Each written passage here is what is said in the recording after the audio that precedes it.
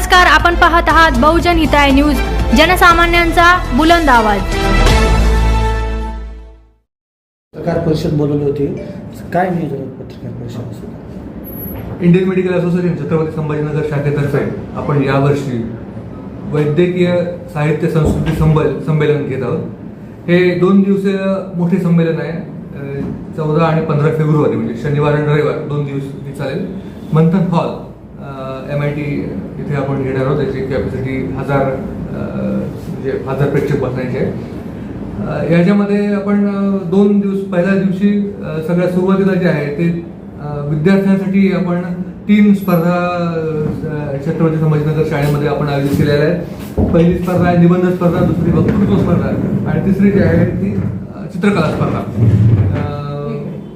ह्या स्पर्धांमधील जे विनर्स असतील, या स्पर्धांमधील जे प्रत्येक शाळेमधून जे 2 विनर्स असतील ते आपण त्यांना आपण तिथे बोलून त्यांचं जिल्हाधिकारी श्री दिलीप स्वामी यांच्या हस्ते आपण त्यांचा सत्कार करणार आहोत।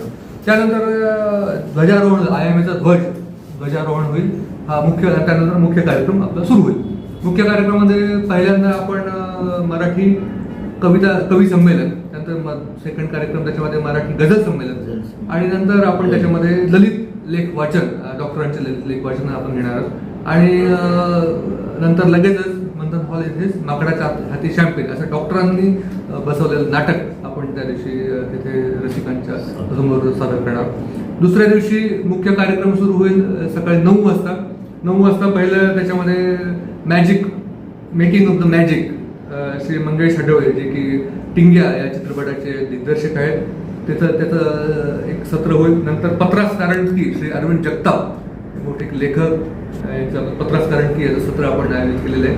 त्यानंतर मुख्य जो उद्घाटन सोहळा आपला तिथे पार पडेल। मुख्य उद्घाटन सोहळ्यामध्ये पानिपतकार श्री विश्वास पाटील आणि याचे अध्यक्ष डॉक्टर जगबार पटेल म्हणून आपल्याला लाभलेत आणि उद्घाटक पानिपतकार श्री विश्वास पाटील लाभलेले आहेत। हे यांच्या उपस्थितीत आणि श्री कौतिकराव ढाले पाटील यांच्या उपस्थितीत आपण मुख्य हा उद्घाटन सत्र आपण त्यावेळेस पार पडेल 11 ते 1। नंतर 2 ते 4 मध्ये जब्बारी एक प्रकट मुलाखत, डॉक्टर जब्बार पटेल, पद्मश्री डॉक्टर जब्बार पटेल यांची आपण एक मुलाखत घेणार आहोत। नंतर वैद्यकीय क्षेत्रामधील काम करणारे, कार्यरत असणारे नवरत्नांचा आपण सत्कार आयोजित केलेला आहे आणि त्यांची मुलाखत देखील आपण घेणार आहोत।